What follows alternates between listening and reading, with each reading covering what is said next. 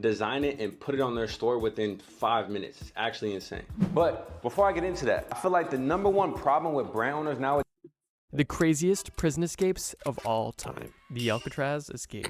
Alcatraz Federal Penitentiary, better known as Alcatraz, is likely the most iconic prison in the entire world. Alcatraz sits on top of a small island in the San Francisco Bay and started its life in the 1850s as a military fort, and then was converted to a military prison in the 1910s. And in the 1930s, the United States Department of Justice bought the military prison and turned it into what we know it as today, a former maximum security federal prison. Alcatraz was notorious for a couple of reasons. Both of those reasons being extremely tied together. For starters, it was notorious because it was literally seen as an escape-proof prison. And that was because it combined the highest level technology possible within the walls of this prison, and it also coupled that with timeless prehistoric technology outside of the prison walls. What I mean by that is the literal mile of rough, shark-infested water surrounding the prison, making it extremely unique and almost one of a kind. Because sure, being inside a maximum security prison with all of the bells and whistles is one thing, but having all of those in combination with being on a remote island surrounded by rough, shark-infested water is just a whole nother level. And that is partially what made Alcatraz so famous. But obviously, they don't build these prisons for great people. These federal maximum security prisons exist for a reason, which brings us to the second reason why this prison was so notorious. It was home to some of the most infamous criminals of its time. For example, Al Capone, George Machine Gun Kelly, Alvin Karpis, and a bunch of others. So yeah, it's safe to assume that Alcatraz was likely the one prison that nobody could escape from.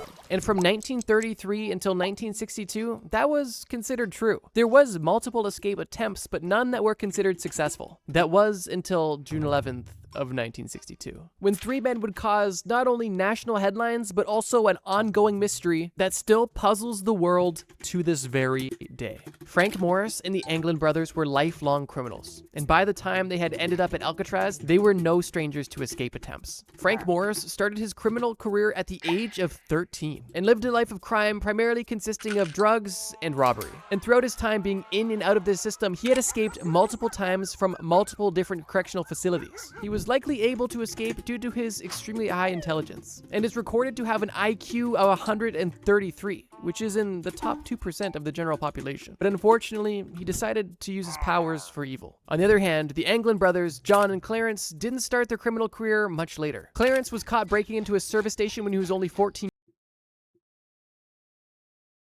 years old, and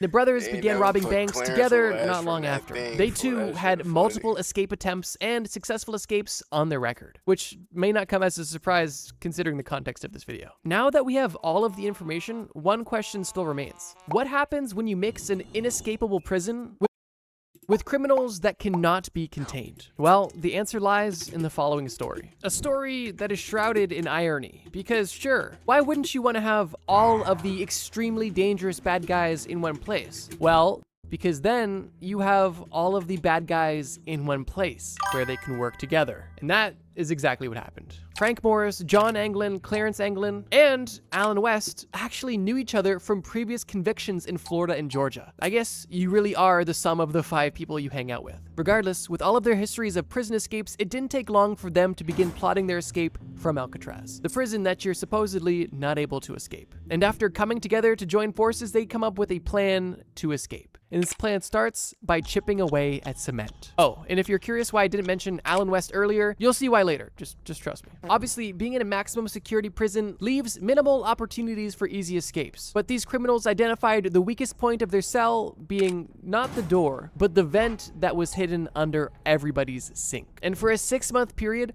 all 4 of these men begin widening the ducts beneath their sinks using saw blades, metal spoons, electric drill bits, anything they could get their hands on that would chip away at the cement. Now this alone brings up 2 questions. How did they hide the hole, and how did they cover the sound of chipping away at cement? Well, 2 simple answers.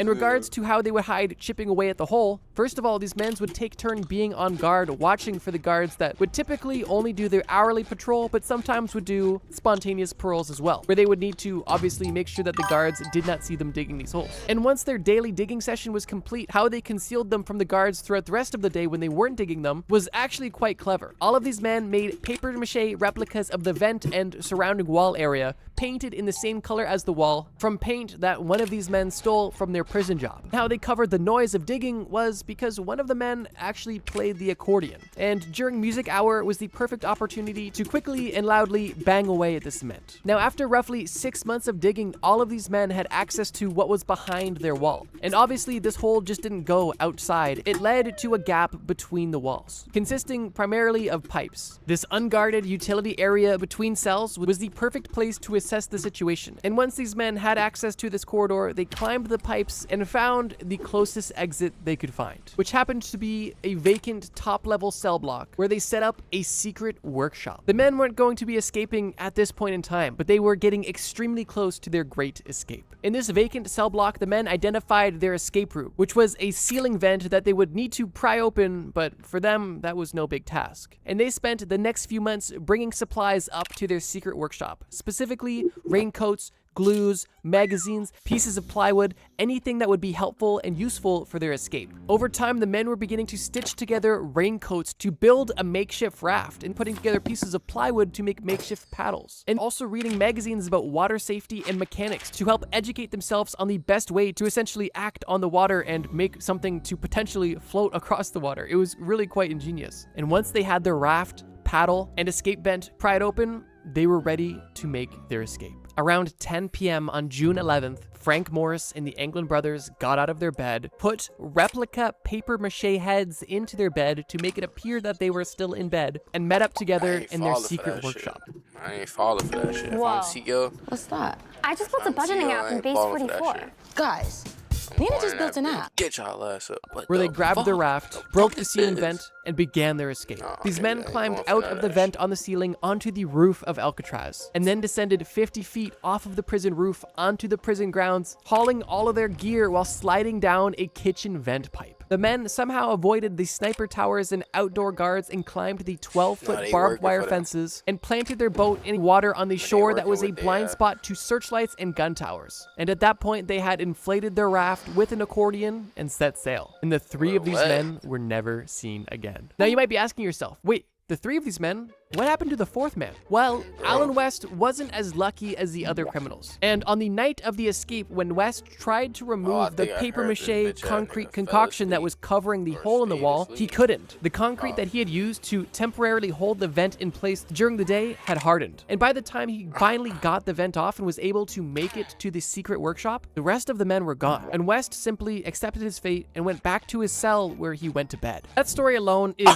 insane, and it's still not over yet. The three men had essentially made the perfect escape, and nobody knew of their escape until the next morning, when guards were doing their rounds and noticed that these three men were not waking up. And when one of the guards tried to poke Frank Morris in the head with his club, Morris's head literally fell to the ground. And it was at that moment when the prison guards had discovered that they had three men on the loose. The following day, on June 12th, almost instantly, military and law enforcement agencies began investigations on the air, land, and sea surrounding the prison. And while some bits and pieces of items used by the escapees were found spread across the general area, there is no recorded evidence of what happened to the three men after they left the Alcatraz grounds. During the investigation that took place on the 12th, Alan West was caught with his papier-mâché replica head. And at this point, the guards knew what the head was going to be used for. And Alan was about to be in a lot of trouble. And because of that, Alan was willing to give up all of the information he had to ensure that he didn't get in too much trouble for having this papier-mâché head. And fortunately, he did, because Alan is the biggest reason why we have all of the information we have about this entire escape. Without Alan essentially ratting on his friends, a lot of this prison escape would have been left to speculation. Now, if you want to get into a bit of conspiracy, since their escape, there has been alleged sightings of these escaped men, some in the United States, some in Brazil, and a letter has even surfaced supposedly being written from one of these escapees to a loved one, claiming that all of the men made it out alive, although none of these were ever confirmed. And it's very likely that all of the men that escaped Alcatraz that day either died during their escape or are dead now due to natural causes, or simply due to the consequences of living a life of crime. So yeah, when you mix a prison that is impossible to escape with prisoners that are impossible to keep confined, you get an ongoing mystery that lasts over 60 years. But as crazy as this story may be, we still have two more to cover.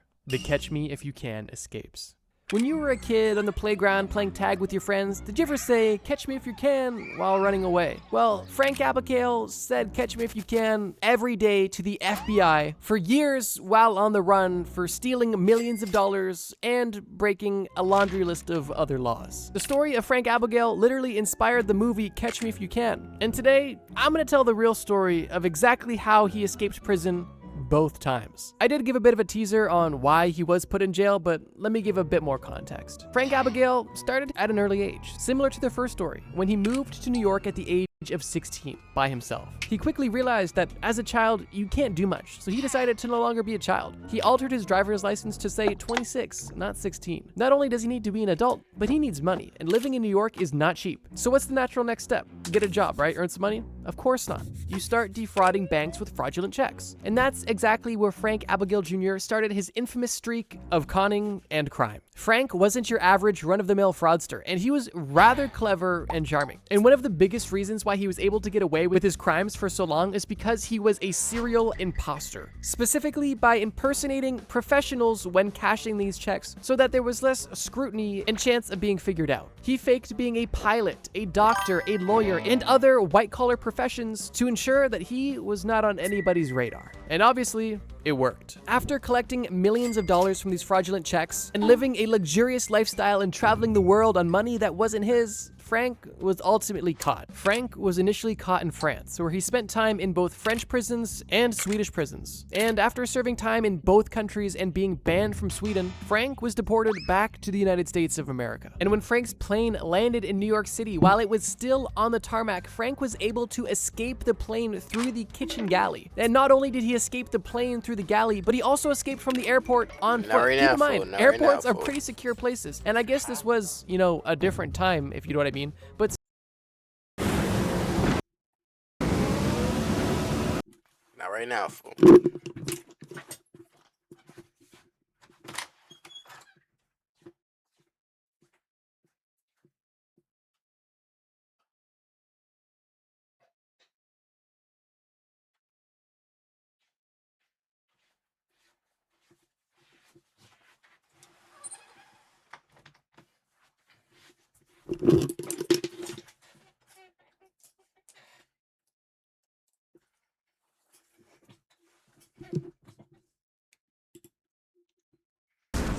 But still, that's a pretty crazy feat. This is the tame prison escape of the two, which is why I'm kind of covering it a bit quickly. Frank ended up being on the run for a few weeks until he was caught once again, this time at the Montreal airport. You'd think this guy would have learned his lesson around airports, but I guess not. It's also a bit ironic that he was caught in Quebec, you know, a French-speaking Canadian province. Regardless, it's this second capture which sparks the crazy story of his second escape from prison. Frank was sent to a federal detention center in Atlanta, Georgia, where he was awaiting his trial. And it was at this detention center where he pulled off the most lucky and almost funny prison escapes. The US Marshal that brought Frank Abagnale into this detention center somehow managed to forget Abagnale's paperwork. And this gave Abagnale a lot of room to come up with convenient stories. And the story that he began to spin was that he was a prison inspector, a secret shopper of penitentiaries, if you will. And because of this, although he was incarcerated, he was given very special treatment, specifically by the guards. One of the most interesting perks that Frank got was he actually wasn't even in a prison jumpsuit. He was allowed to wear street clothes, which may seem simple, but is a huge privilege. So even though Frank is locked up, he's not necessarily in a bad situation. Guards are speculating that because there's no papers, he must be a prison inspector. Frank is definitely not gonna tell them that's not the case. He's being given special treatment in this jail, which is almost unheard of. And he then gets the idea that, maybe I can get out of this place. And that's exactly where his escape begins. After he decided that he was going to escape, he calls his girlfriend, as he knew that he would need somebody on the outside to help validate the story he was about to tell. When he called his girlfriend, he ensured that she had an FBI business card from an agent that previously visited her due to some other things that Frank was up to, and then he asked her to impersonate a magazine writer, which she did, and she used this fake writer persona to set up a meeting with the real police inspector, who she would also get the business card of, which was the entire point of the meeting. waiting. Once Frank's girlfriend had the FBI's card and the prison inspector's card, they were well on their way to breaking Frank out. She went to a local paper copy place and made 500 copies of the FBI agent's business card, but she changed the contact number on the business card to a payphone in a mall. During her next visit, she gave Frank both of these business cards, and with these business cards in hand, Frank was able to convince prison guards that he, in fact, was a prison inspector. Frank convinced one of these guards that he had an urgent meeting with the FBI and that he needed to be released immediately, and he even urged the guard to call the FBI agent's number on the business card that he had, which he did. And when this prison guard called the FBI agent, it was really Abigail who was waiting at the mall. And Abigail played that part perfectly, claiming that Frank had extremely sensitive information that he needed to give to her immediately, and that this information was too high level for this prison guard to be made aware of. And for that reason, the FBI agent was going to come pick up Frank at once because his prison inspection had come to a close. And later that day, prison guards walked Frank directly out of the prison, allowing him to walk directly into his girlfriend's car, and Frank drove off into the sunset once again as a free man. Although this perfect escape didn't have a perfect ending. At least, not in the way that he thought, because he was caught only a month later in New York. Frank was sentenced to 12 years in prison, where he actually ended up only serving 5, as he made a deal with the FBI that he would be released early if he would help the FBI on fraud cases and teach them all of the tricks that he used to commit all of the crimes that he did. A good deal both ways around. Now, the story actually ended up having a bit of a happy ending because Frank really did turn his life around. He was able to be a very valuable asset to the FBI. He actually met his wife while doing FBI work and had 3 sons, and one of his sons is actually now an FBI agent. And while the escape story was utter insanity, one of the most interesting facts about this entire case is the fact that after all of the crimes were committed, all of the time on the run, and all of the jail time was served, Frank was only 26 years old, which means that everything I just described happened when he was 16 to 26. This man literally lived a lifetime's worth of life in a decade. And it's no wonder that he had such a successful book and eventual movie adaptation. There's obviously a lot more to Frank's life story, but that's beyond the scope of this video. And speaking on beyond the scope of this video, let me just say this. When doing research for this video, I found so many insane stories about people escaping prison in literally insane ways. And for this video, I wanted to pick some pretty famous examples that were verifiably crazy and all prison break. Yoshie Shiratori is likely one of the most famous escape artists from all of Japan, and he didn't have a career in magic. He unfortunately had a life of crime. Yoshie lost his father at the age of 2 and his own mother. Right here. Oh, bump me. Downed him. Hell no. He lost his pops at 2. Then we finna see when he lost his 2. 3 down. Team white. Idiot. Abandoned him shortly after, and as an adolescent he worked at a tofu shop and then later became a fisherman catching crabs in Russia. However, after succumbing to a crippling gambling addiction, he turned to a life of crime. Throughout his crime career, Yoshie famously escaped from 4 different prisons, and I'm about to tell you about every single one of them. Yoshie was initially put behind bars in 1936 for a felony murder charge, a murder charge that is speculated to have been a false, forced confession from abusive prison guards. Regardless, Yoshie was in prison, and during this time in the early 1900s, Japanese prison was extremely harsh, and it was for that reason that people were almost left no other option than try to escape because the living conditions were simply so horrible. And Yoshie was no different. Not long after being locked up, Yoshie began studying the routines of the guards to have an understanding of their patterns so he could potentially plan an escape. And one day, while cleaning himself in the bathhouse, he found the perfect tool to escape. He took one of the metal bands off of a wash bucket in the bathhouse and brought it back to his cell, where he was able to fashion this thin, flimsy piece of metal into a makeshift lockpick. And he used this lockpick to escape. He first waited for the guards to pass by his cell, and then he put pieces of wood underneath a blanket on his bed to make it appear that he was in his cell. And then he began picking the lock directly on the front door of his cell, one of the most brazen escapes we've talked about so far in this video. After successfully picking the lock on his own cell, he was free from his cell, but still behind many other locked doors. And surprisingly, he was able to successfully lockpick through numerous other doors and successfully escape the prison and achieve freedom once again. But this is only his first escape of many, as 3 days after his initial escape, he was already back in police custody because he was found stealing supplies from a local hospital. Because of this escape and attempted theft, he was given another life sentence and transferred to a different prison. Originally, Yoshie was actually placed back in the original prison he escaped from, but during World War II in 1942, Yoshie was actually transferred to another prison, known as Akita Prison, where he found himself in harsher conditions. And the guards at this prison were very privy to his escape attempts, and they wanted to make sure that they made an example out of Yoshie. One of the additional punishments that Yoshie received at this new prison was extended solitary confinement. And these solitary confinement rooms were literally designed for escape artists. They had smooth copper walls, the ceiling was extremely high, and the only way in and out was the front door, besides a skylight that was at the very top of the very high ceiling, which obviously nobody could reach.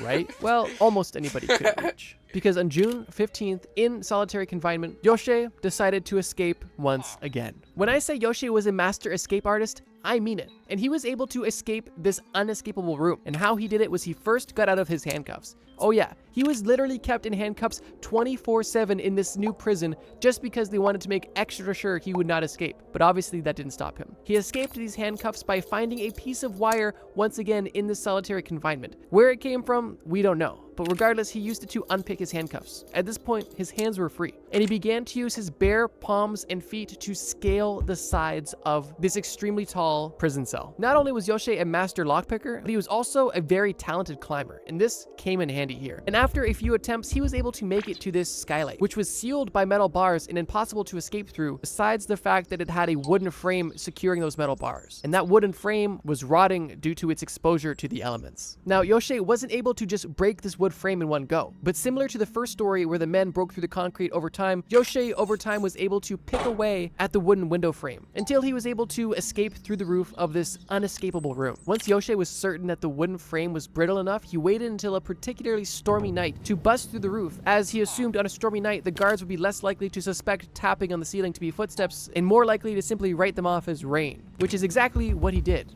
And it worked flawlessly. And once again, Yoshie was a free man. Now this time you must be asking yourself, okay, obviously he didn't steal again, right? He escaped prison twice, almost an impossible feat. There's no way he was going to steal again to go back to prison, right? And you're technically right, but obviously he did go back to jail because we still have 2 more escapes to talk about. And the reason he was sent back to prison is rather unique. After his 3 months of essentially homeless freedom, he decided to pay one of the head guards from Akita prison a visit, because this head guard was one of the only ones who never beaten and abused him. The guard recognized Yoshie at his door and let him in and fed Yoshie and allowed him to tell his story. And Yoshie explained to the head guard that he was here simply to tell him his plan because he deserved to know, because he was the only one who treated Yoshie well. Yoshie explained how he wanted to go to America to raise awareness about the human rights violations that were taking place in Japanese prison, and hopefully through this awareness and a civil lawsuit be able to gain his freedom once again. And while this head guard seemed to be respectful and listening, when Yoshie went to use the washroom, this head guard unsurprisingly called the police and Yoshie was sent back to prison once again. Now this time, Yoshie requested that he at least go to a Tokyo prison where it's a bit warmer, because the first 2 prisons he had spent time in were in the northern part of Japan where it was relatively cold, which only added to the distress that he experienced within prison. However, this 3rd prison he was sent to was not in Tokyo and not in a warm climate at all. It was actually the northernmost prison in all of Japan, known as Abashiri Prison. And the guards at this prison were not messing around. At this point, they knew this man was extremely clever and not only escaped from 1 prison, but from 2, using different methods. And when they booked him into this 3rd prison, they made sure that he would never escape again. He was in a cell that only had openings that were smaller than the human body, so he could not possibly escape. He was given custom fit ankle cuffs and arm cuffs that were behind his back without keyholes, so they could not possibly be picked. And he was almost always by himself in freezing cold condition. And on top of this, his life sentence was only extended due to his additional escape. So realistically, at this point, Yoshie had nothing to live for. His arms and legs were bound, there was absolutely no opportunity for escape, and he was alone all of the time, freezing cold and poorly treated. But somehow, Yoshie still had one more trick up his sleeve. While confined in this hellhole, Yoshi's body was basically useless, but his mind was definitely not. And what he did to escape Abashiri prison was absolutely insane. He realized that the cell that he was being held in was made primarily of iron, and the food that he was given every single day was a very salty miso soup. And while he needed to eat as much of his food as possible to live, he always left a little bit of miso soup behind, which he would splash directly on the bolts of the observation window on the door and on the hinges of his handcuffs and ankle cuffs. And slowly, over time, the salt and oxygen exposure on this metal would slowly cause it to rust and weaken. And after 6 months of slowly deteriorating the metal that confined him, he was able to make a move. Once again, at night, he started by fully removing his leg cuffs and then his arm. I'll be right back. Real quick, y'all. This shit, that real structure. Cuffs. And then began the true shit. Real quick.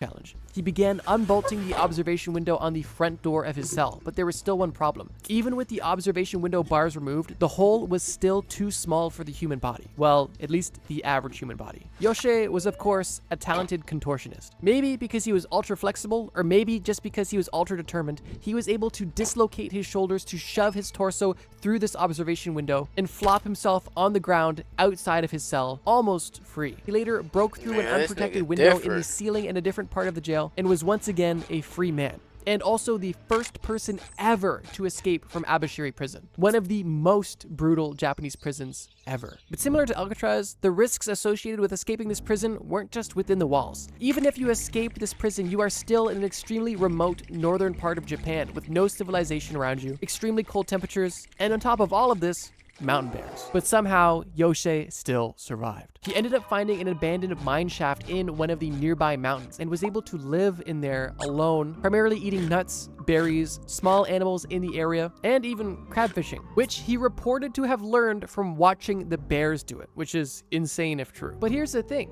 Yoshi didn't die in this mine shaft. He obviously got a bit restless and decided that it was worth risking going back into civilization and made the long trek to the nearest city, where he was surprised to see English and American soldiers and what seemed to be a huge change in the culture. And that's when he grabbed a newspaper and got caught up to date. During his 2 years spent in this abandoned mineshaft, World War II had come to a close, Japan had surrendered, and America, for the most part, had taken over the entire penitentiary system, which to Yoshi was a huge relief because he assumed at that point that there would be huge reform and at the very least, they'd be less on his case. And with this newfound information, he felt more confident to try to return to his family. But it was on this 50-day journey from where he was to his family that he found himself in trouble once again. Starving on his journey, he decided to pick some tomatoes from a tomato field that he was passing. And the farmer who owns this field just so happened to see Yoshi take these tomatoes. And this farmer mistook Yoshi for a local thief. The two ended up fighting, and the farmer ended up dying as a result of the fight. Some claims state that Yoshi killed this man accidentally, and others claim that it was legitimate self-defense. Regardless, the farmer was killed, and Yoshi, once again, was caught. But initially, they didn't even know who they had. They only thought they had a murderer, but once he was fully booked, they realized that they had the infamous escapist Yoshi Shiratori. And he was no longer sentenced to life in prison,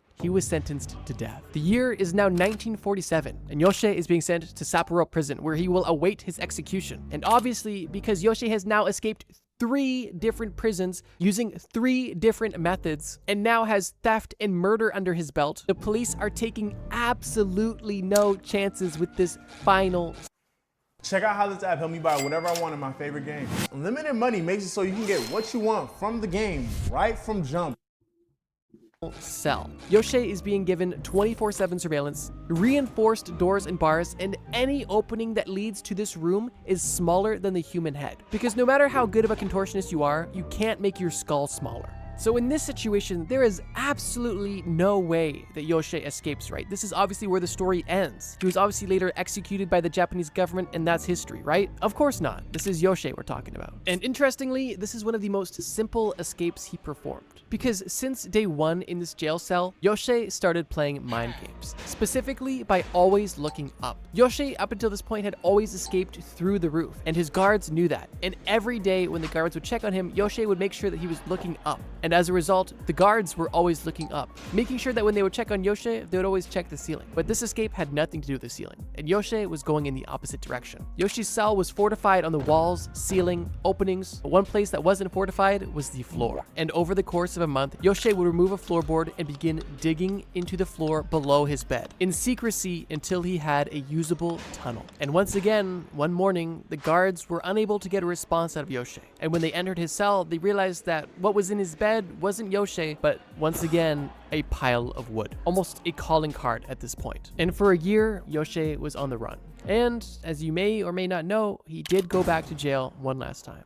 But this time was different. He ended up confessing to a random police officer who decided to offer him a cigarette in public. And at this point, Yoshi could not handle the guilt, and he confessed everything to this police officer who was simply offering a gesture of kindness. But when Yoshi was tried again, things were different. The system treated him with sympathy. Reform seemed to have taken place. The murder charge he had was dropped and considered self-defense. And as a result, so was his execution. His request to go to a Tokyo prison was accepted, and his new sentence was only 20 years. 20 years which he happily served, as his prison conditions were much better. And after 14 out of those 20 years, Yoshie was paroled on good behavior, and was for the first time in a long time a truly free man. This story is insane, and I knew I had to save it for last. And while some claim parts are exaggerated, personally, I don't even care. I think it's a great story. And for that reason, Yoshie is a bit of a legend in Japan, and there are even statues up of him, which is kind of interesting. But I suppose the story is something you can learn from. Yoshie passed away in 1979 at the age of 71, but he still lives on today in folklore, stories like this, films, books, and other stuff like that. I want to thank you guys so much for watching.